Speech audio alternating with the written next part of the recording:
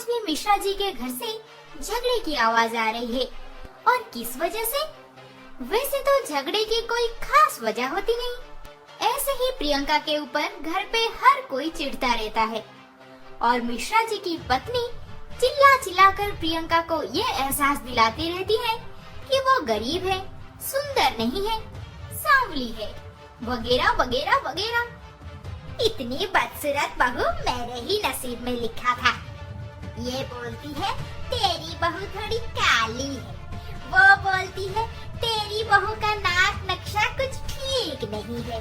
कोई कोई तो ये भी बोल देते हैं कि कहाँ से उठा लाई हो इतनी बदसूरत बहू। हाँ मम्मी, बिल्कुल ठीक कहा आपने। अब हमारी कोई इज्जत ही नहीं बची सोसाइटी में। सब हमें देखते ही कानाफूसी शुरू कर देते हैं। It's too irritating mom. ये हमारे घर आने से पहले मर क्यों नहीं गई?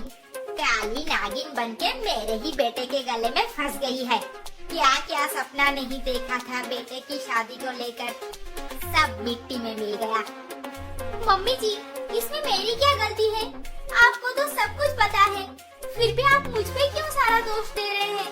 मैं तो आपके घर पे यूं ही चलते नहीं आ गई, खुद बहू बना के लाए हैं मुझे, फिर क्यों इतना सुनाती रहती है रोज रोज? प्रियंका, जब हम लोग तुम्हें कुछ बोलते हैं तो चुपचाप सुन लिया करो। बहुओं को मुंह उठा के बोलने का कोई हक नहीं है इस घर में।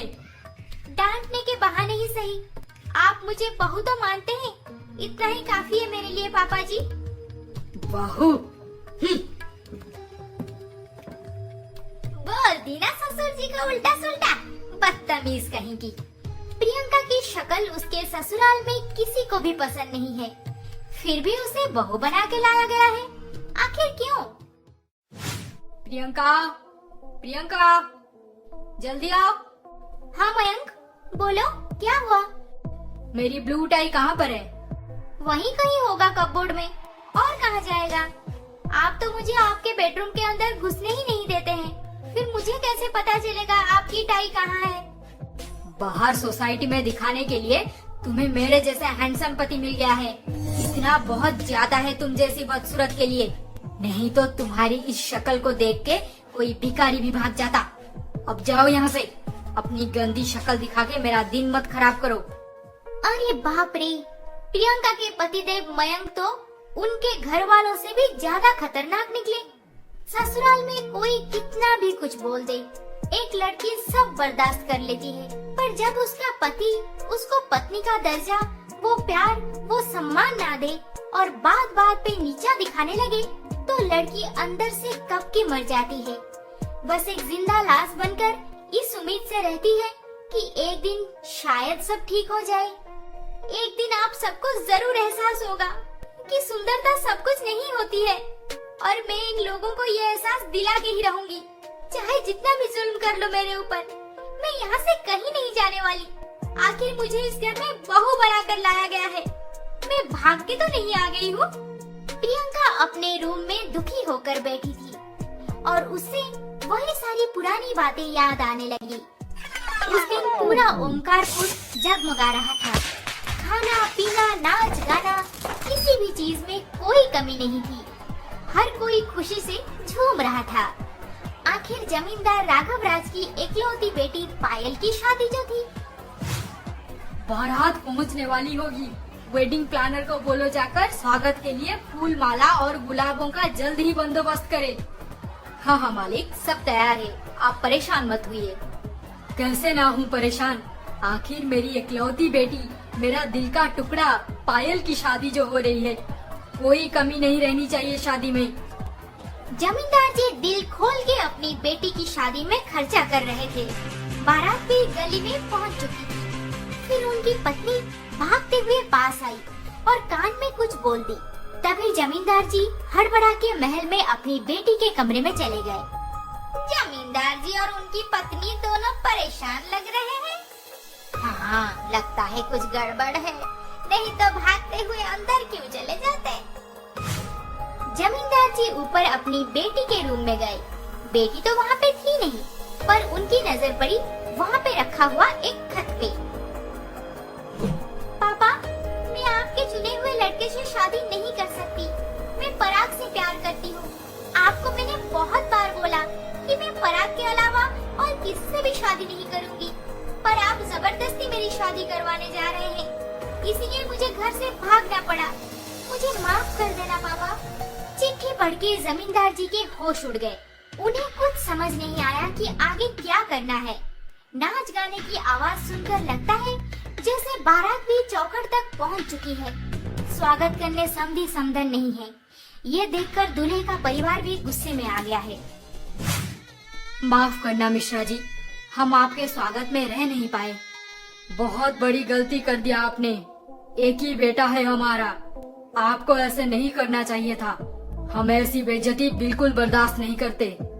मिश्रा जी तो बहुत गुस्से में थे और अब जमींदार जी उन्हें बेटी भाग जाने की बात बताने के बाद मानो उनका गुस्सा जैसे 10 गुना ज्यादा बढ़ गया। फिर मिश्रा जी चिल्लाते हुए बोले, हमें यहाँ पे अपमान देने बुलाए हैं? कैसा परिवार है आपका? छी, खुद को जमींदार कहते हुए आपको शर्म नहीं आती? अब हम क्या करें? बेटे को ऐसे ही लेकर वापस चले जाएं? ना ना ना, ऐसा हरगिज ना होगा। आप लोगों को सब सच सच बताने के अलावा मेरे पास और कोई चारा नहीं था। अब आप ही बोलिए, मैं क्या करूं? आपके रिश्तेदार में कोई लड़की है तो उसे बुला के लाइए। चाहे कुछ भी हो जाए, मेरा बेटा बिना दुल्हन लिए यहाँ से कहीं नहीं जाने वाला। अब जमींदार जी कहाँ से लड़की लाते भला? जिस किसी से भी पूछे सबने एक एक करके मना कर दिया। आखिर ऐसे हाल में कोई किसी को अपनी बेटी क्यों देना चाहेगा भला? फिर जमींदार जी की नजर पायल की बचपन की एक सहेली पे पड़ी। बेटी, मैं जानता हूँ तुम पायल की बहुत अच्छी सहेली हो। आज इस दूल्हे से शादी करके हमारा मान रख लो बेटी। जमींदार जी, मैं? हाँ बेटी, मना मत करो। मैं जानता हूँ तुम्हारे पिताजी को कैंसर है। मैं उनका इलाज करवाऊंगा। बेटी, मैं तुम्हारे आगे हाथ जोड़ता हूँ, मेरी बात मान लो। पिताजी के कैंसर की ट्रीटमेंट के लिए जमींदार जी पैसे देंगे। बस इतनी सी बात सुनते ही प्रियंका इस शादी के लिए तैयार हो गई। पर जमींदार जी, वो लोग मुझे जानते नहीं हैं, कभी देखे भी नहीं है, फिर ये शादी? उनको कोई आपत्ति नहीं है कि तुम कौन हो। बहुत अच्छा परिवार है बेटी, और उन्हें बस एक बहू चाहिए। तुम रानी बनकर रहोगी उनके घर में। तुम्हारा भाग्य खुल गया है बेटी। रानी का तो पता नहीं, पर शादी के बाद बस एक अच्छा परिवार मिल जाएगा। इस उम्मीद से प्रियंका शादी के मंडप में पायल की जगह बैठ गई। घर की इज्जत बचाने के लिए उस वक्त मिश्रा जी और उनका परिवार प्रियंका की शक्ल पसंद ना होने के बावजूद भी इस शादी का विरोध नहीं किए थे। पर शादी के अगले दिन से ही प्रियंका को ये ठीक तरह से समझ आ गया था कि उसे कितना अच्छा ससुराल मिला है। मैं हार नहीं मानने वाली, चाहे जो भी हो जाए। एक दिन इन सबको अपनी गलती जरूर समझ आएगी। प्रियंका, यहाँ पे बैठे बैठे टाइम पास कर रही है। मम्मी जी। क्या मम्मी जी? हैं? जुबान लड़ाएगी मेरे से? मेरी बेटी माही उसका ड्रेस इस्त्री करने कल से बोली थी, पर अब तक एक भी ड्रेस रेडी नहीं हुआ। मम्मी जी, माही खुद भी तो अपना ड्रेस आयरन कर सकती है, तो तुम क्या करोगी हमारे घर में? बस दिन भर खा पी के आराम करोगी? तू रुक बेटी, मैं अभी इसकी खबर लेती हूँ। प्रियंका की सास उसे खरे खोटे सुनाई और उसकी खानदान की इज्जत भी उछाल दी। खैर, ये तो रोज रोज की बात हो गई थी। अब प्रियंका को ये सब झेलते झेलते ज्यादा दुख भी नहीं होता था। ऐसे ही कुछ महीने बीत जाते हैं। फिर एक दिन शाम को मयंक अपने ऑफिस से गुस्सा होकर घर वापस आता है। मम्मी, मैं अपने रूम में जा रहा हूँ, मुझे कोई डिस्टर्ब मत करना। बेटा, तू इतने गुस्से में क्यों है? क्या बात है? कुछ मत पूछो मम्मी, मुझे किसी से कोई बात नहीं करनी। मम्मी पापा मयंक को बहुत बार पूछने के बाद आखिर में ये पता चला कि आज कंपनी में मयंक को फायर कर दिया गया है। क्या? कंपनी तुझे कैसे निकाल सकती है? सुबह शाम कितना काम करता है मेरा बेटा। ओहो, तुम चुप करो थोड़ा। बेटा, जॉब इस कंपनी में चली गई है तो क्या हुआ? क्या ये आखिरी कंपनी थी? मेरा तो हर महीने पेंशन आ जाता है, चिंता की कोई बात नहीं। तुम दूसरी जॉब के लिए ट्राई करते रहो। मयंक के पापा तो चिंता की कोई बात नहीं बोल के बेटे को समझा दिए, पर उनके चेहरे से ये साफ जाहिर हो रहा था कि वो कितने स्ट्रेस में हैं अब। घर का खर्चा, बेटी की पढ़ाई, शादी और फ्यूचर इन्वेस्टमेंट्स, ये सब उन्हें ही देखना था अब। और पेंशन से इतना कहाँ कुछ हो पाएगा? ये सब सोच के मयंक भी बहुत परेशान था। मयंक, आप बिल्कुल चिंता मत कीजिए, सब ठीक हो जाएगा। तू ही है ये बदनसीबी का जड़। तू मेरी लाइफ में नहीं आती तो मेरी नौकरी कभी नहीं जाती। कितनी बार बोला है तुझे, तेरी ये गंदी शक्ल मुझे रोज रोज मत दिखाया कर। पता नहीं क्यों घर पे हर कोई मयंक के जॉब जाने का सारा गुस्सा प्रियंका पे निकाल देता था। बेचारी को अपनी रंग रूप को लेकर कितना कुछ सुनना पड़ रहा था। मयंक की जॉब चली गई तो इसमें मेरा क्या कसूर? हर कोई मुझे ही क्यों दोष दे रहा है?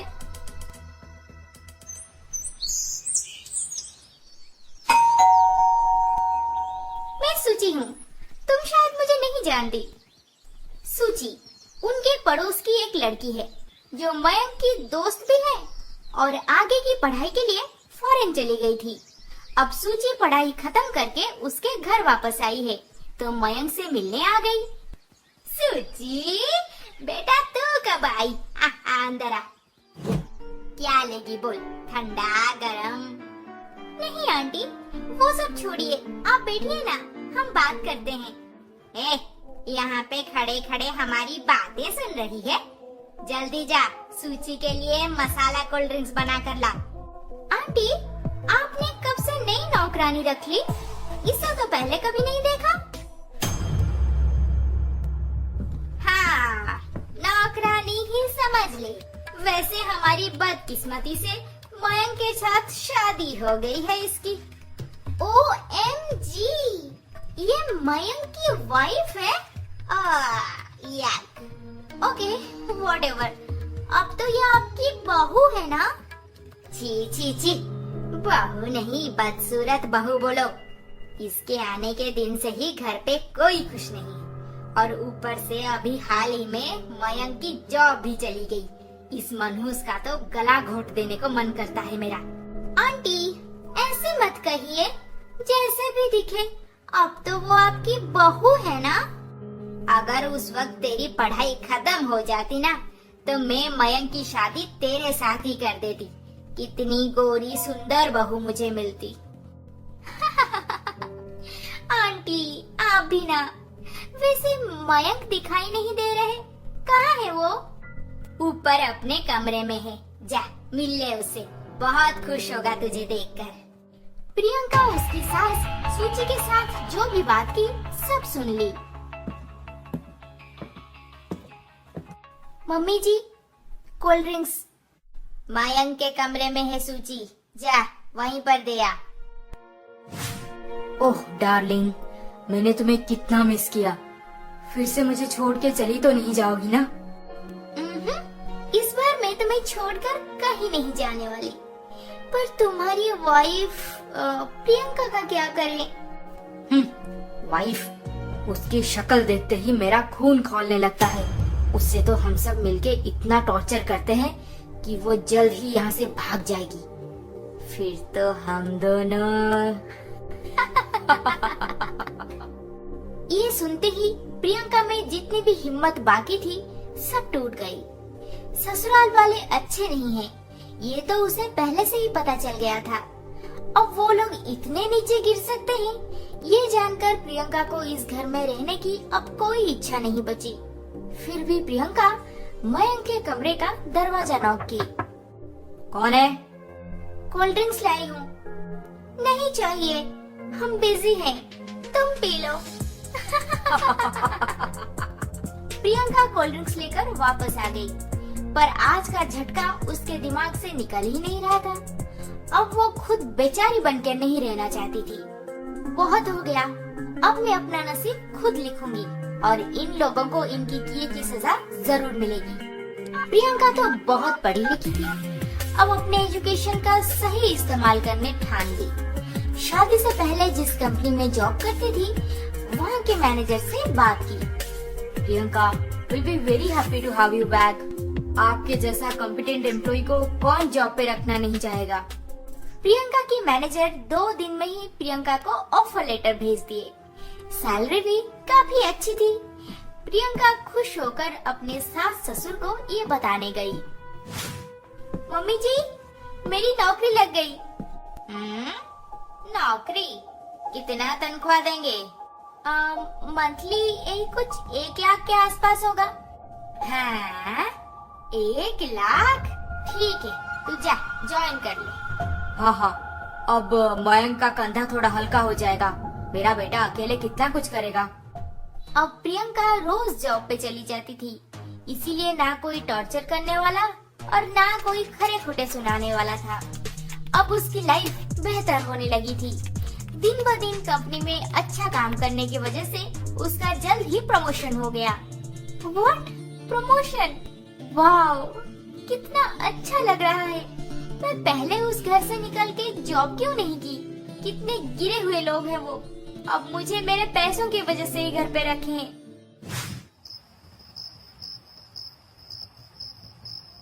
मयंक, हाँ मैं आपका डिनर लेके आई हूँ। मम्मी जी बोले आपको यहीं पर देने को। हाँ, ले आओ। मैंने ही माँ को बोला था। प्रियंका प्लेट रख के बाहर जा रही थी और तभी अरे, कहाँ जा रही हो प्रियंका? दिन भर कितना काम करोगी? थोड़ी देर मेरे पास बैठ जाओ ना। शादी के 2 साल बाद प्रियंका पहली बार मयंक के मुंह से ऐसे सुनी। उससे पूरा यकीन था कि ये सब नाटक है, झूठ है, फिर भी उसे बहुत अच्छा लग रहा था ऐसे सुन के। आखिर में वो मयंक से प्यार जो करती थी। और बताओ, कंपनी का काम कैसे चल रहा है? हाँ, सब ठीक है। एक काम करो ना, तुम मेरे साथ इस कमरे में सो जाओ। रात भर बातें करेंगे। आज इतनी कम बात करके मन नहीं भर रहा। ये सब दिखावा बस झूठा प्यार है। प्रियंका ये अच्छी तरह से समझने के बाद भी उस रात मयंक के साथ सो गई।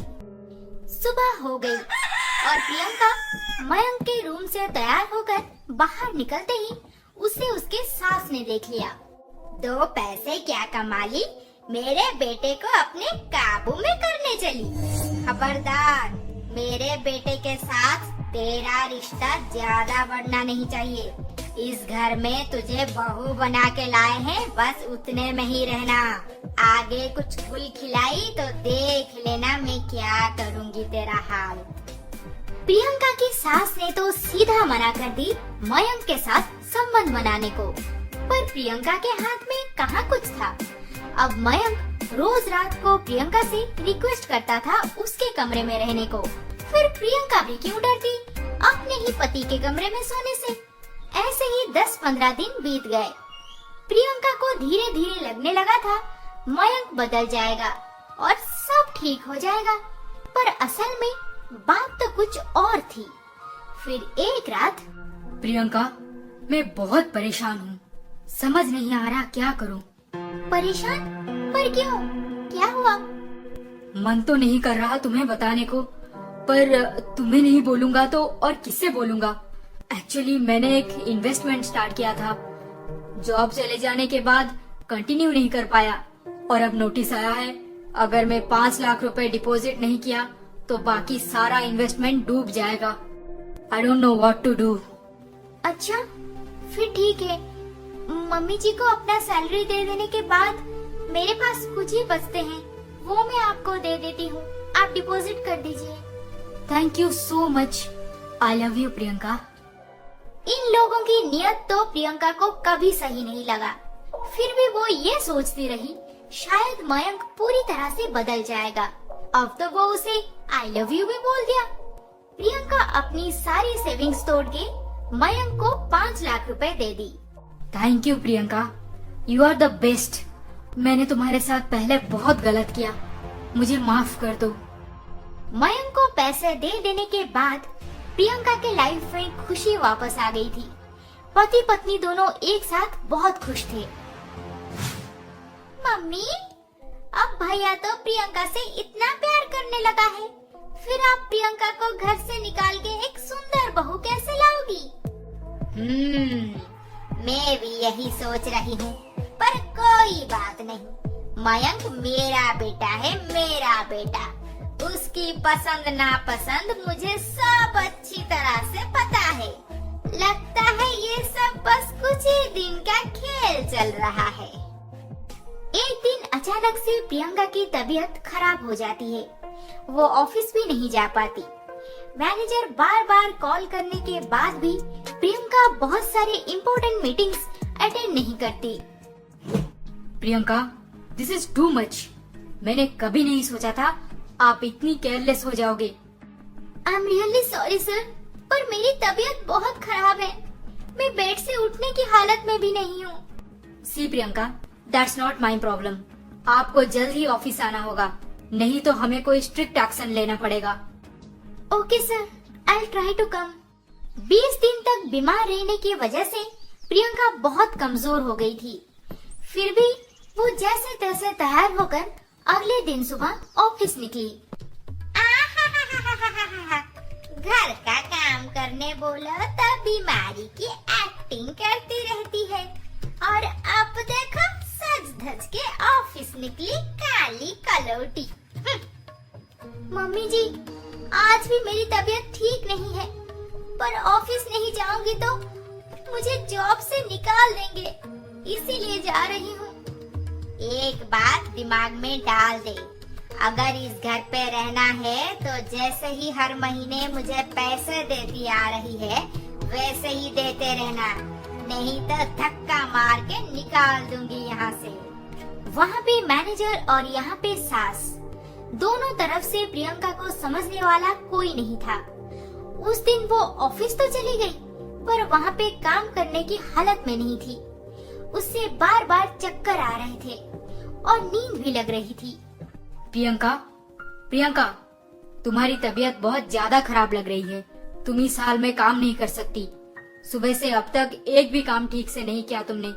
जाओ घर जाकर रेस्ट करो। शाम के 6 बज रहे थे। प्रियंका घर वापस आ गई और अपने बेड पे बैठते ही कब नींद लग गई कुछ पता नहीं चला। अचानक से आधी रात को उसकी नींद खुल गई। भूख भी बड़ी तेज लगी थी, पर उससे कोई खाना खाने थोड़ी बुलाने वाला था। जैसे तैसे चलते चलते किचन तक पहुंची, पर किचन में खाने के लिए एक दाना भी नहीं बचा था उसके लिए। मयंक भी मुझे डिनर करने नहीं बुलाए, वो शायद टायर्ड होकर सो गए होंगे। मुझे बहुत वीकनेस फील हो रहा है। मयंक को बोलती हूँ डॉक्टर के पास ले जाएंगे, अब तो बिना दवाई के नहीं रह सकती मैं। प्रियंका धीरे धीरे मयंक के कमरे के पास पहुंची। फिर उसने जो देखा उसके होश उड़ गए। OMG, it's so beautiful। पर तुमसे ज्यादा ब्यूटीफुल नहीं मेरी जान, and I am very happy कि तुम्हें ये पसंद आया।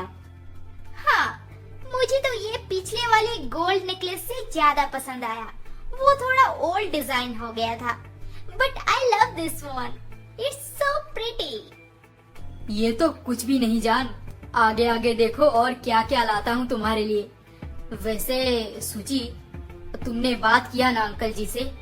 ओहो मयंक, मैंने डैड से कब का बात कर लिया है। तुम्हें एक बहुत अच्छी जॉब मिलने वाली है, पर तुम झूठे ये बोल रहे थे कि मेरे पास पैसे नहीं है। मैं कैसे डायमंड नेकलेस खरीदूंगा? फिर ये नेकलेस लाए कहाँ से? पैसे तो मैंने उस प्रियंका से निकाल लिया। बेचारी को लगता है मैं उससे प्यार करने लगा हूँ। जिंदगी भर उस बदसूरत को अपने पास रखूंगा। हाँ, माय फुट। वैसे कहाँ है वो? आजकल दिखाई नहीं देती। बीमार होकर अपने कमरे में पड़ी है, मुझे क्या। Oh come on, she is your wife. ऐसे क्यों बोल रहे हो? वाइफ? मेरा बस चले तो मैं उसे अभी यहाँ से धक्का मार के निकाल दूं।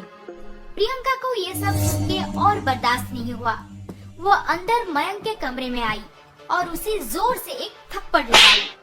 तेरी इतनी हिम्मत, तुम मेरे पे हाथ उठाई? मयंक गुस्सा होकर प्रियंका को मारने जा रहा था, और तभी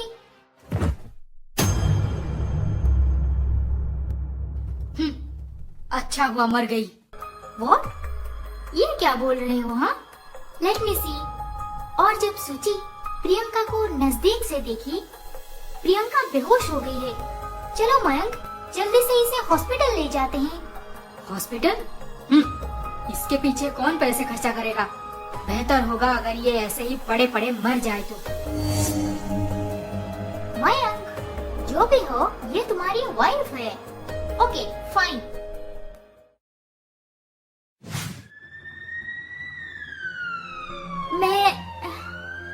मैं यहाँ पे कैसे पहुँची?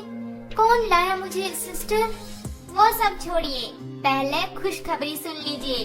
आप माँ बनने वाली हैं। Congratulations। माँ? मैं माँ बनने वाली हूँ? हे भगवान। यस, अब अपना तबीयत का ख्याल रखिए। सिस्टर इतना ही बोल के वहाँ से चली गई और प्रेगनेंसी की बात सुनकर प्रियंका की खुशी 7वें आसमान तक पहुँच गई। अब मेरे मयंक जरूर बदल जाएंगे, मुझसे और मेरी बेबी से बहुत प्यार करेंगे। उस सूची ने उन्हें फंसा के रखा है। वो तो बहुत अच्छे हैं। अच्छे नहीं होते तो मुझे हॉस्पिटल क्यों लेकर आते? मुझे अब जल्दी से घर जाना चाहिए। प्रियंका हॉस्पिटल में पूछने के बाद पता चला उसका बिल भी पे कर दिया गया है। जरूर मयंक ही हॉस्पिटल बिल भर दिए होंगे। वो कितने अच्छे हैं। मुझे अब घर जाकर सबको खुशखबरी देना चाहिए। जो भी हुआ बहुत अच्छा हुआ। ऐसे ही और 2-3 बार कर ले बेटा, फिर उस काली को हार्ट अटैक या ब्रेन स्ट्रोक हो जाएगा। हमारी सबसे बड़ी बला टल जाएगी। हाँ। प्रियंका की बीमारी को लेकर यहाँ पे सब खुश थे। ठीक उसी समय प्रियंका भी हॉस्पिटल से घर पहुँच गई। मम्मी जी, मयंक, मम्मी जी है अभी तक? आप दादी बनने जा रहे हैं। अपनी गंदी शक्ल लेके आ गई। हमारा बच्चा होने वाला है। प्रियंका से बच्चे की बात सुनकर सब हिल गए। इस घर में प्रियंका के कोख से कोई भी बच्चा नहीं चाहता था। क्या? ये बच्चे का नाटक बंद कर। तेरे से हमें कोई बारिश नहीं चाहिए। बच्चा? तुझे मना किया था ना आगे कोई गुल मत खिलाना। किसका बच्चा लेके आई है हमारे घर में? हाँ? आज तक प्रियंका को उसके रंग रूप को लेकर सुनना पड़ रहा था। अब तो उसके कैरेक्टर पे भी कीचड़ उछाला जा रहा है।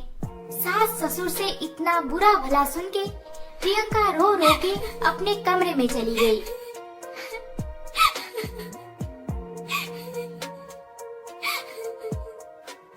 इन लोगों को अब कैसे समझाऊं मैं? ये मयंक का ही बच्चा है। नहीं, आखिर क्यों समझाऊंगी मैं इन सबको? क्यों सफाई दूंगी अपनी कैरेक्टर की? अब सच क्या है, झूठ क्या है, ये समझना और समझाना मयंक का काम है, मेरा नहीं। प्रेगनेंसी की बात जानने के बाद से ही प्रियंका में बहुत ताकत आ गई थी। अब वो अपने ससुराल में हर किसी से लड़ने को तैयार हो गई। फिर वो खुद के कुछ कपड़े उठाई और सीधा मयंक के कमरे में गई। तुम यहाँ पे और अपने सामान क्यों लेकर आई हो? मयंक, आप मुझे पसंद नहीं करते, दैट्स ओके, पर आपको अच्छी तरह से पता है कि मेरे पेट में आपका ही बच्चा है और इस बच्चे के लिए, हमारे बच्चे के लिए, क्या हम एक साथ खुश नहीं रह सकते? प्रियंका की बातें सुनने के बाद मयंक ने कोई ऑब्जेक्शन नहीं किया। शायद उसे भी बाप बनने की खुशी थी, पर वो प्रियंका के सामने जताना नहीं चाहता था।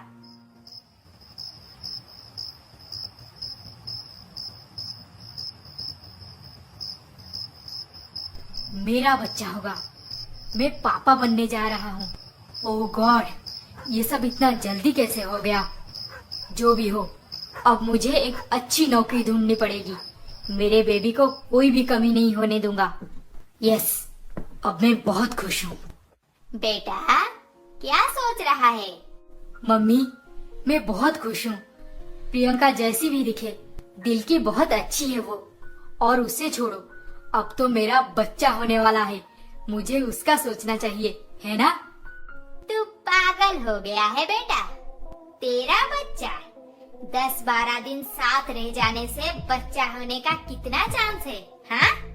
एक बार ठंडे दिमाग से सोच, इस काली कलौटी को बिना इंटरव्यू के नौकरी कैसे मिल गई, हाँ? क्या चक्कर चल रहा है इसका इसके मैनेजर के साथ, जो बस एक फोन कॉल के बाद जॉब मिल गई इससे, वो भी 1 लाख तनख्वाह, हाँ? ये क्या बोल रहे हो मम्मी? प्रियंका? हाँ, प्रियंका बस भोली भाली बनने का नाटक कर रही है और कुछ नहीं। तू बहुत नादान है बेटा, अब भी तू ऐसे लोगों को समझ नहीं पा रहा। मैं जो बोली उसके बारे में अच्छे से सोचना। अच्छा खासा घर बसने जा रहा था दोनों का, पर मयंक की माँ ने अपने ही बेटे बहू की जिंदगी में जहर भर दिया।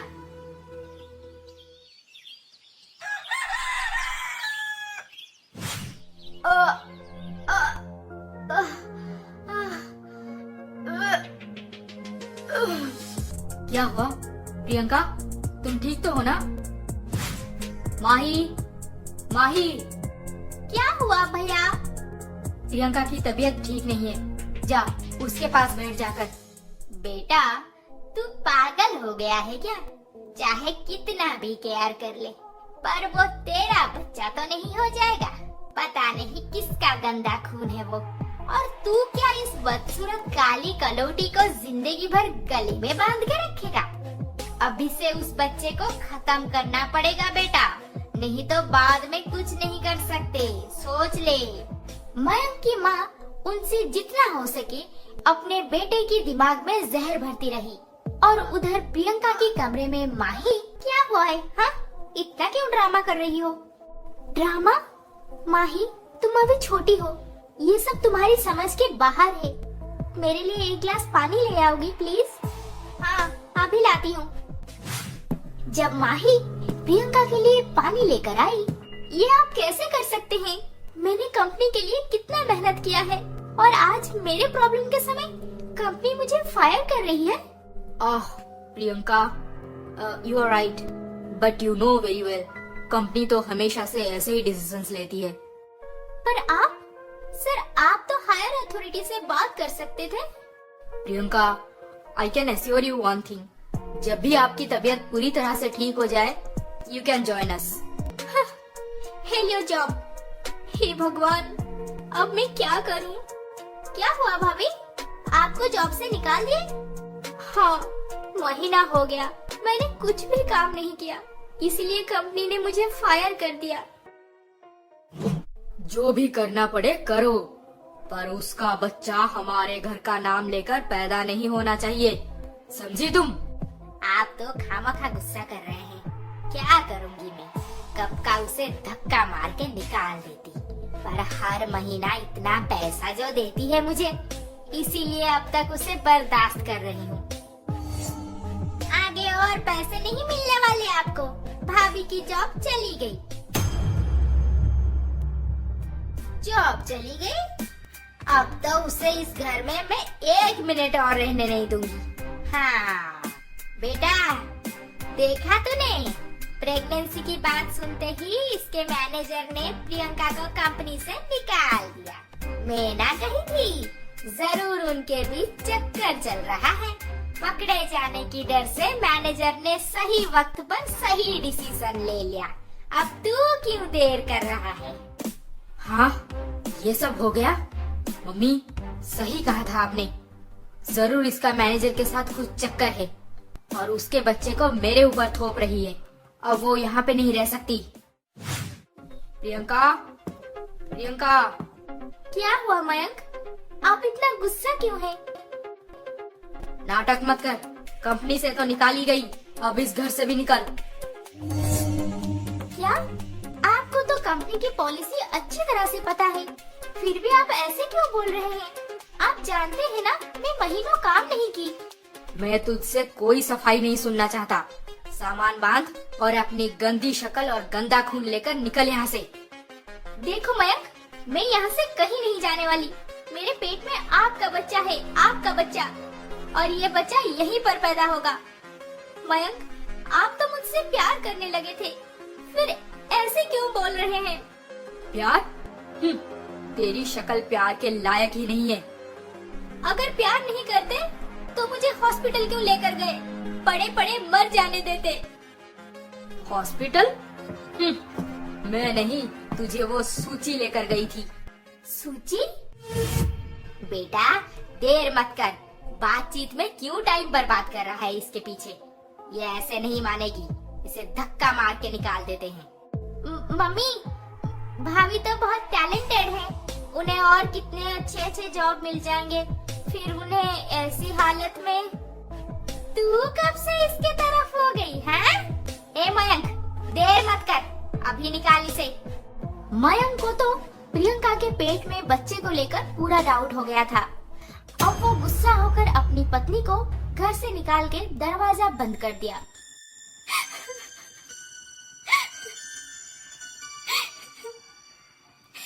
कितनी बड़ी पागल थी मैं, जो इन लोगों पे भरोसा किया। आखिर में अपना रंग दिखा ही दिए। जो हुआ अच्छे के लिए हुआ।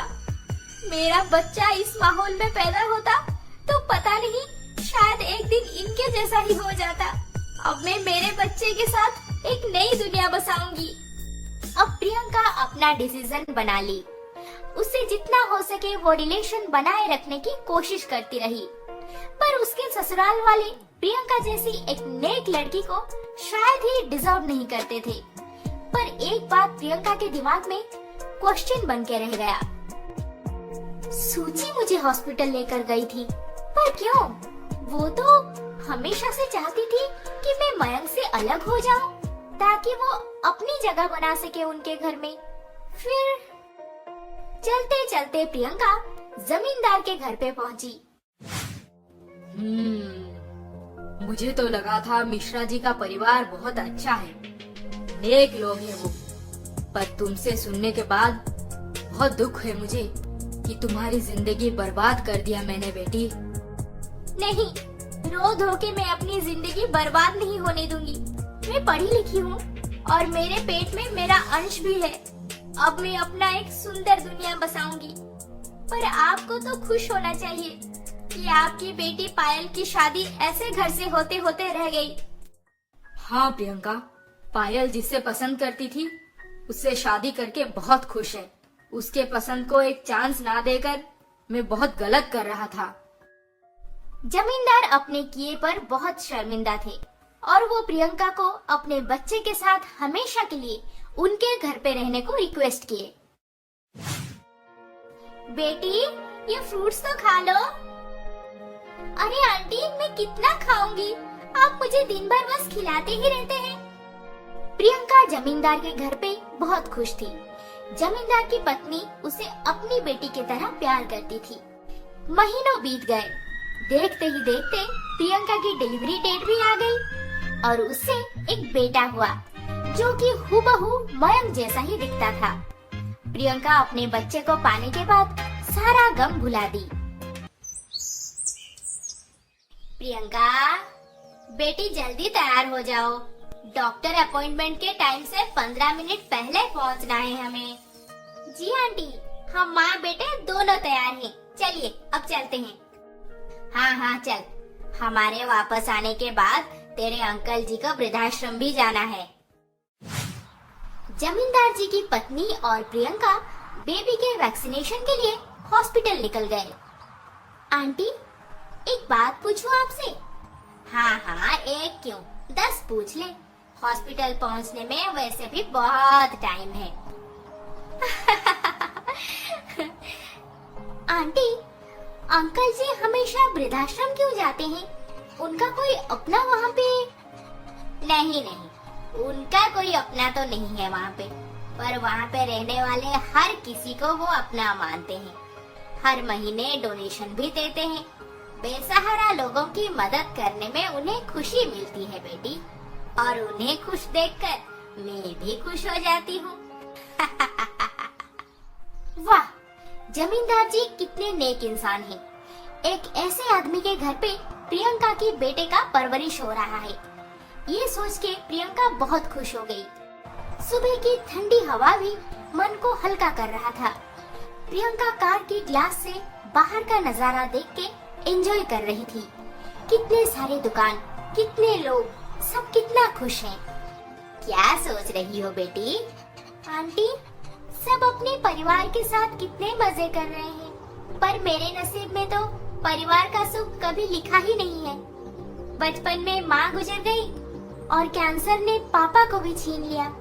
सोची थी शादी के बाद मुझे एक परिवार मिलेगा, पर बेटी, तुम्हें ये सोचकर खुश होना चाहिए कि भगवान तुम्हें जो सब दिए हैं बहुत सारे लोगों के नसीब में वो भी नहीं होता।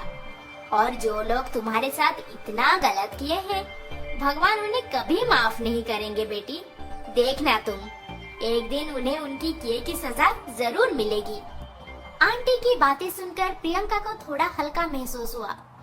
कार की विंडो से बाहर का नजारा देखते देखते अचानक से उसकी नजर पड़ी एक कॉफी शॉप पे, और वहाँ पे मयंक सूची के साथ कॉफी का मजा ले रहा था। मयंक? पूरे 1 साल के बाद मैं आज मयंक को देखी, पर वो सूची के साथ। हाँ, अब तो वो दोनों आराम से अपना घर बसा चुके होंगे। खैर, मुझे उनके बारे में अब सोचना नहीं चाहिए। ओहो मयंक, इतनी जल्द भी क्या है? और कुछ ही दिन की तो बात है। पहले मेरा प्रमोशन हो जाए, उसके बाद मैं शादी वादी का सोचूंगी। और ऊपर से तुम्हारी बहन भी तो घर पे बैठी हुई है, पहले उसकी शादी हो जाए तो बेटर होगा। सूची, मैं सब समझ रहा हूँ कि तुम जानबूझकर इधर उधर का बहाना देकर हमारी शादी टालती ही जा रही हो। सच क्यों नहीं बोल देती कि तुम मुझसे अब प्यार नहीं करती, मेरे साथ रहना ही नहीं चाहती? See Mayank, if you don't mind, मेरे दिमाग में कुछ कंफ्यूजन्स है, जिसकी वजह से मैं हमेशा ही शादी की बात सुनकर पीछे हट जाती हूँ। You know. कंफ्यूजन? कैसा कंफ्यूजन? बताओ सूची। एक्चुअली मयंक, तुम जिस तरीके से अपनी बीवी को घर से धक्का मार के निकाल दिए, उसके बाद मैं थोड़ा डर गई हूँ। अगर तुम मुझे भी शादी के बाद। सूची, तुम सूची हो, वो बदसूरत प्रियंका नहीं। मैं तो उसे कभी भी प्यार नहीं करता था, फिर कैसे रहने देता उसे मेरे घर में। अच्छा वो सब छोड़ो, अब तुम ही बताओ, मैं ऐसा क्या करूं जो तुम्हें मुझ पे भरोसा आएगा? हाँ, सही बात है। शादी के लिए एक दूसरे को भरोसा करना बहुत जरूरी है। अगर तुम्हारा घर मेरे नाम पे कर दोगे, तब मुझे यकीन हो जाएगा कि शादी के बाद तुम मुझे कभी भी उस घर से धक्का मार के नहीं निकालोगे। घर? पर मम्मी पापा? ओहो, मैं तुम्हारे मम्मी पापा को घर से निकालने नहीं बोली, बस इतना बोला कि मेरे नाम पे कर दोगे तो मुझे यकीन हो जाएगा। That's it। पर रहने दो मयंक, मुझे पता था जब मेरे से मन भर जाएगा तो उस प्रियंका की तरह मुझे भी धक्का मार के निकाल दोगे एक दिन। नहीं नहीं सूची, ऐसा कभी नहीं होगा। अब मैं हमारा घर तुम्हारे नाम पे कर दूंगा, आई प्रॉमिस। फिर तो मेरे से शादी करोगी ना? Oh Mayank, you are such a darling. सूची जिस वजह से मयंक से शादी करने से डर रही थी, लगता है उसका समाधान हो गया। अब शायद दोनों शादी करके एक साथ बहुत खुश रहेंगे। दिन, महीने, साल बीतते गए। प्रियंका का बेटा अब 5 साल का हो गया था। प्रियंका भी अपनी दर्द भरी पिछली जिंदगी भुलाकर अपने बेटे के साथ जमींदार के घर पे बहुत खुश थी। मधु, मुझे लगता है हमें प्रियंका के नाम पे कुछ प्रॉपर्टी कर देनी चाहिए। हमारी तो उम्र हो गई है, पता नहीं हमारे जाने के बाद वो कैसे रहेगी बेचारी। अरे वो बहुत बहादुर लड़की है, अकेले सब कर लेगी। आप खामखा टेंशन ले रहे हैं। और रही बात प्रॉपर्टी की, तो हाँ, हमारा चंदन नगर वाला घर और जमीन हम प्रियंका के नाम पे कर देंगे। क्या कहते हैं? ये सही रहेगा। Uncle, aunty. हाँ बेटी, आओ बैठो। मुझे एक बात बतानी है आपको। एक्चुअली मैंने 4-5 कंपनियों में जॉब के लिए अप्लाई किया था, तो उन्होंने मुझे इंटरव्यू के लिए कल बुलाए हैं। नौकरी? पर क्यों बेटी? तुम्हें अचानक से नौकरी की क्या जरूरत पड़ गई? तुम्हें यहाँ पर कोई कमी? नहीं अंकल, मुझे यहाँ पे किसी भी चीज की कोई कमी नहीं है और बात जरूरत की नहीं है। मैं पढ़ी लिखी हूँ, मुझे पसंद है जॉब करना।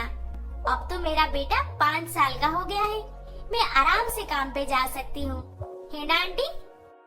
हाँ, पर कल इंटरव्यू पे जाने से पहले तुम्हारे लिए एक बहुत बड़ी सरप्राइज है, उसे देखने के बाद जाना तुम। सरप्राइज? आखिर क्या है सरप्राइज? ये सोचते सोचते प्रियंका का दिन बीत रहा था। मन में कितने सवाल जवाब आ रहे थे, बस कल का इंतजार था उसे। सुबह हो गई और प्रियंका भी बेबी का काम खत्म करके खुद की इंटरव्यू के लिए तैयार होकर रूम से बाहर निकली। आंटी, अंकल, मैं इंटरव्यू के लिए निकल रही हूँ, मुझे आशीर्वाद कीजिए। अरे ऐसे कैसे चली जाएगी? तेरे लिए जो सरप्राइज है उसे तो देख के जा। आखिर वो सरप्राइज क्या है आंटी? कल से आप पहेलियां बुझा रहे हैं। प्रियंका, पायल, ओह माय गॉड, तू कब आई? मुझे पता भी नहीं चला। है ना? अच्छा बोल, सरप्राइज कैसा लगा? तुझे देखकर मैं आज बहुत खुश हूँ। दो बेस्ट फ्रेंड्स इतने सालों के बाद मिलके बहुत खुश थे। फिर पायल, मुझे माफ कर दे प्रियंका, मैंने तेरा लाइफ बर्बाद कर दिया।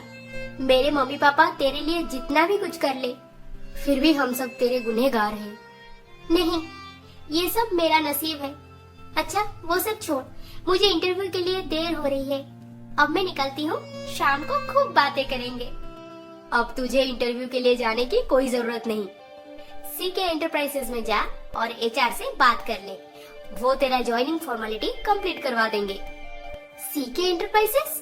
पर मैंने तो वहाँ पे कोई जॉब अप्लाई नहीं किया, फिर डायरेक्ट ज्वाइनिंग? तुझे वो सब सोचने की जरूरत नहीं, बस इतना जान ले कि कोई तो है जो तेरे अनजाने में तेरे लिए लड़ रहा है। कौन है वो? ओहो, कितना सवाल पूछती है। इतना लंबा ट्रैवल करके मैं टायर्ड हो गई हूँ, अब मैं रेस्ट करूँगी। सी यू। पायल के कहने पर प्रियंका सीके एंटरप्राइजेस पहुँची और वहाँ पे उसका ज्वाइनिंग हो गया। अब प्रियंका रोज जॉब पे जाती थी और शाम को अपने बेटे के साथ टाइम स्पेंड करती थी।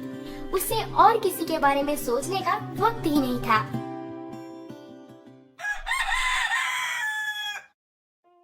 कितने धोखेबाज हैं वो लोग, एक बार भी पूछने नहीं आए कि मैं जिंदा हूँ या मर गई। और मयंक, वो तो अपने बच्चे के बारे में भी नहीं सोचे। हाँ, अब तो उस सूची के साथ उनका भी बच्चा हो गया होगा, फिर वो मेरे बच्चे के बारे में क्यों पूछेंगे? मम्मा? हाँ सागर, बोलो। आज संडे है, आप ऑफिस के काम में हमेशा बिजी रहते हो, आज मैं आपको घुमाने लेके जाऊंगा। ओह अच्छा, वैसे आप मुझे कहाँ लेकर जाएंगे? सरप्राइज। अरे इस घर में हर कोई मुझे सरप्राइज ही देता है। ठीक है बेटा, जरूर चलेंगे। थोड़ी देर के बाद प्रियंका और सागर बाहर घूमने निकले। पायल, हम बाहर जा रहे हैं घूमने, तू भी चलना, घूम के आ जाएंगे। अरे नहीं प्रियंका, तुझे तो पता है मेरे पति पराग आज यहाँ पे पहुँचने वाले हैं और एक करीबी दोस्त भी आएगी हमारे घर पे, तो मुझे यहीं पर रह के सारा प्रिपरेशन करना है। ओह अच्छा, ठीक है, मैं भी थोड़ी देर में आ जाऊंगी, फिर हम दोनों मिलके खाना बनाएंगे। Okay okay, bye bye. माँ बेटे दोनों चलते चलते थोड़ी देर के बाद एक बिल्डिंग के सामने पहुँच गए। सागर, ये तो किसी वृद्धाश्रम लग रहा है, तुम मुझे यहाँ पे क्यों लेकर आए हो बेटा? प्रियंका के लिए ये जगह एकदम नया था, तो वो धीरे धीरे चलते चलते सबको देख रही थी। थोड़ी देर चलने के बाद, मम्मा ये देखो, नाना जी भी आए हैं। अरे प्रियंका बेटी, आज तुम आई हो यहाँ पे, चलो मेरे साथ, मैं तुम्हें यहाँ पे सबसे मिलवाता हूँ। जमींदार जी प्रियंका से बातचीत में बिजी हो गए और सागर भी खेलने चला गया। फिर अचानक से वहाँ पे रहने वाली एक बेसहारा बूढ़ी औरत की नजर पड़ी सागर पर। ये बच्चा यहाँ पे रोज आता है और हूबहू मेरा बेटा मयंक जैसा ही दिखता है। मन करता है उसे गले लगा के ढेर सारा प्यार करूं। हाँ, ये बूढ़ी औरत और कोई नहीं बल्कि मयंक की ही माँ है। हिम्मत जुटाकर मयंक की माँ सागर को पास बुलाए और उससे बातें करने लगे। बेटा, तुम अकेले आए हो? नहीं, मैं तो मेरे मम्मा के साथ आया हूँ। वो देखो, मेरे मम्मा आ रहे हैं। दूर से ही सही, पर मयंक की माँ प्रियंका को पहचानने में बिल्कुल देर नहीं किए। प्रियंका, आप यहाँ पे और इस हालत में? हाँ, तुम्हें घर से निकाल के मैंने बहुत बड़ी गलती कर दी। आज उसी की सजा भुगत रही हूँ प्रियंका। उफ, वैसे क्या बुलाया आप मुझे? प्रियंका? नहीं, मुझे तो काली कलौटी बदसूरत डायन ऐसे बुलाना चाहिए था आपको। मुझे माफ कर दो प्रियंका, मैंने तुम्हारे साथ बहुत गलत किया। मुझे माफ कर दो बेटी। आप लोग माफी के लायक नहीं हो। इतना सब करने के बाद भी मैंने आपको यहाँ पे रहने की जगह दी है, नहीं तो दर दर ठोकर खा के घूम रही होती। अब चलो प्रियंका, इन पर दया दिखाने की सोचना भी मत। जमींदार प्रियंका को मयंक की माँ से ज्यादा बात नहीं करने दिए, पर प्रियंका को ये समझ नहीं आ रहा था कि आखिर ये सब हुआ क्यों और कैसे। अंकल, मयंक की माँ इस हाल में, मुझे कुछ समझ नहीं आ रहा है। हाँ बेटी, इन 6 सालों में बहुत कुछ बदल गया है और ये सब तुमसे हम छुपा के रखे थे, क्योंकि हम नहीं चाहते थे कि तुम्हारी पुरानी जिंदगी का दर्द फिर से ताजा हो जाए। तुम अपने बेटे के साथ खुश थे और तुम्हारी खुशी से हम भी खुश थे। नहीं अंकल, मैं इन लोगों को कब से भुला दी हूँ। अब मुझे इन लोगों से कुछ फर्क नहीं पड़ता। पर अंकल, मुझे सच जानना है, आखिर हुआ क्या है? सच जानना है तो घर चलो। पायल की जो गेस्ट आने वाली है वही बताएगी सारा सच तुम्हें। थोड़ी देर के बाद जमींदार जी प्रियंका और उसके बेटे के साथ घर पहुंच गए। प्रियंका के मन में हजारों सवाल थे। फिर अचानक से घर के अंदर आते ही उसकी नजर पड़ी पायल और उसकी दोस्त सूची पे। अरे सूची, इससे मिल। ये है मेरी बचपन की सहेली प्रियंका। हाँ प्रियंका। सूची? हाँ प्रियंका, ये सूची ही तुम्हारी लड़ाई अब तक लड़ रही थी। हाँ, सूची लड़ाई लड़ रही थी? मुझे कुछ समझ नहीं आ रहा है ये सब। फिर प्रियंका को सूची एक एक करके सारी बातें बताने लगी। पायल और सूची एक साथ फॉरेन में पढ़ाई कर रहे थे। दोनों में दोस्ती काफी गहरी हो गई थी। जब पायल के पिताजी पायल की शादी मयंक के साथ पक्की कर दिए, तब पायल के पास घर से भाग जाने के अलावा और कोई रास्ता नहीं था। फिर एक दिन, हेलो सूची, मैं अब क्या करूं? मैं तो पराग के साथ भाग आई, पर मुझे सुनने को मिला है कि मेरी बचपन की सहेली को मेरे जगह बिठा के उस मयंक के साथ शादी करवा दिया गया है। What? मयंक के साथ? मैंने तुम्हें 1000 बार बोला है कि मयंक अच्छा लड़का नहीं है। उसके कई अफेयर्स हैं। उसके साथ घर बसा के कोई कभी खुश नहीं रह सकता। अब क्या होगा पता नहीं। सूची, तुम तो मयंक को बचपन से जानती हो, उनके पड़ोसी भी हो। तुम उनके घर पे जाकर देखो ना प्लीज, सब ठीक है या नहीं। पता नहीं मेरी प्रियंका के साथ कैसा सुलूक कर रहे होंगे वो लोग। फिर पायल के रिक्वेस्ट पे सूची मयंक के घर पहुंची और मयंक की मम्मी तो सूची को बचपन से ही बहू बनाने की आस लगाए बैठे हुए थे। फिर सूची प्रियंका के साथ हो रहे जुल्म देख के समझ गई कि ये लोग बिल्कुल नहीं बदले हैं और रात दिन प्रियंका को टॉर्चर करते रहते हैं। फिर वो पायल से बात करके अपनी प्लान सेट करती गई। Payal, this is too much. Priyanka को जिस हालत में ये लोग घर से धक्का मार के निकाले हैं, मैं इन लोगों को कभी नहीं छोड़ूंगी। बिल्कुल मत छोड़ना, मेरी भोली भाली दोस्त की जिंदगी बर्बाद कर दी है ये सब मिलके। अब तो मयंक मेरे नाम पे उनका घर भी कर दिया है। कहानी यहीं से शुरू होगी पायल। तू देखते जा मैं अब क्या करती हूँ। सूजी, तुम्हारे कहने पर मैं हमारा घर भी तुम्हारे नाम पे कर दिया। अब बताओ कब शादी करेंगे हम? शादी? और तुम जैसे लड़के के साथ? हाँ? ये क्या बोल रही है सूची? और मयंक, तूने हमारा घर इसके नाम पे कर दिया? जी हाँ, कब का कर चुके हैं। अब जल्दी से घर खाली कर दीजिए। क्या? ये मेरा घर है, मेरा घर। जी नहीं मिश्रा जी, ये आपका घर था, अब ये मेरा घर है। जैसे करनी वैसी भरनी। एक बेसहारा लड़की को प्रेग्नेंट करके घर से जिस हालत में धक्का मार के निकाले हो, मैं सूद समेत एक एक करके आप लोगों से बदला लूंगी। जितनी जल्दी हो सके घर खाली हो जाना चाहिए। सूची अपनी असलियत दिखा के वहाँ से चली गई और मयंक के पापा ये सदमा बर्दाश्त नहीं कर पाए और उनकी तबीयत खराब हो गई। माही, हमारा घर हमसे छीन गया। अब हम दोनों तो बुढ़े हो गए हैं। तुझे तो पता है तेरा भैया कैसा है। बेटी, क्या तू हमें अपने घर पे नहीं रखेगी?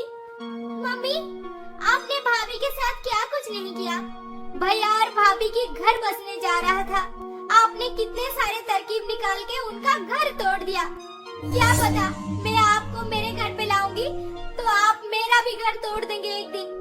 नहीं मम्मी नहीं, आप यहाँ पे ना आए तो बेहतर होगा। अब मयंक के पास कुछ नहीं बचा था, ना जॉब, ना घर और ना ही पैसे। मयंक, तेरे ही कारण ये सब हो गया। क्या जरूरत थी प्यार में अंधा होकर हमारा ये घर उसके नाम पे करना? हाँ, मेरे कारण हुआ ये सब? नहीं मम्मी, ये सब आप और पापा के वजह से हुआ है। मुझे अच्छी तरह से पता था कि प्रियंका मेरे बच्चे की माँ बनने वाली है। हम दोनों एक साथ रहते तो आज हमारा ये घर जन्नत हो जाता, पर आपने ही मेरे दिमाग में गंदगी भर के मेरी पत्नी को घर से धक्का मार के निकाल दिया। अब बोल रहे हैं मैं ये सब का जिम्मेदार हूँ। अब मयंक का उसके मम्मी पापा के साथ रोज झगड़ा होता था। दारू के नशे में धुत होकर मयंक अपना गम भुलाने का कोशिश करता रहा। मिश्रा जी की तबीयत इस कदर बिगड़ती गई कि वो अब चलने फिरने की लायक भी नहीं रहे। बेटा, पापा के सारे दवाइयाँ खत्म हो चुके हैं और तुम यहाँ पे। छी, मेरे पास पैसे नहीं है, मैं कुछ नहीं कर सकता। उन्हें लेकर किसी वृद्धाश्रम चले जाओ, जाओ यहाँ से। मयंक की मम्मी बेटे की बर्बादी और देख नहीं पाई और अपने पति के साथ एक वृद्धाश्रम में चली गई। क्या इतना सब कुछ हो गया? पर मैं तो ये सोच रही थी कि मयंक तुम्हारे साथ शादी करके अपना घर बसा लिए होंगे। और मयंक कैसे है? कहाँ है वो अब? मयंक अब एक रिहैबिलिटेशन सेंटर में है। शायद जो कुछ हुआ उसके साथ उससे बहुत गहरा सदमा लगा है और डॉक्टर्स बोलते हैं उसके अंदर जीने की उम्मीद खत्म हो चुकी है। सच्चाई सुनने के बाद प्रियंका की आंखों में आंसू आ गए। आखिर वो मयंक से बहुत प्यार जो करती थी। अगले दिन सुबह होते ही प्रियंका अपने बेटे को लेकर उस रिहैबिलिटेशन सेंटर में पहुंच गई। मयंक, ये सब क्या हो गया? आप इस हाल में? मैं कभी सोच भी नहीं सकती। मेरा बेटा? हाँ मयंक, ये आप ही का ही बेटा है।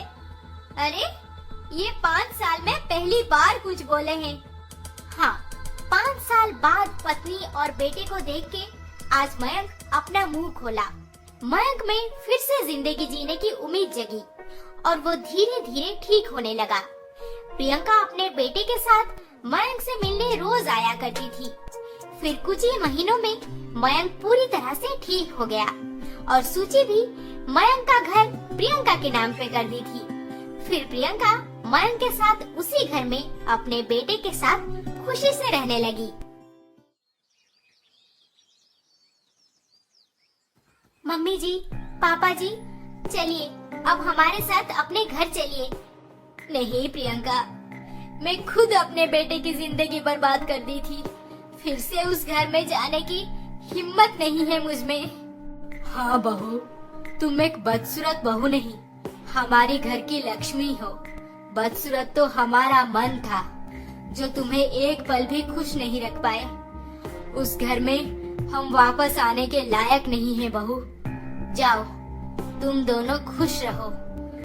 नहीं दादाजी, नहीं दादी, मैं आपको यहाँ से लिए बिना कहीं नहीं जा रहा। हाँ मिश्रा जी, नसीब वाले ही अपने परिवार के साथ जीते हैं। जाइए, आप भी अपने बेटे बहू के साथ आखिरी जिंदगी सुकून से गुजारिए। सबके मनाने के बाद मिश्रा जी का परिवार एक साथ रहने लगा।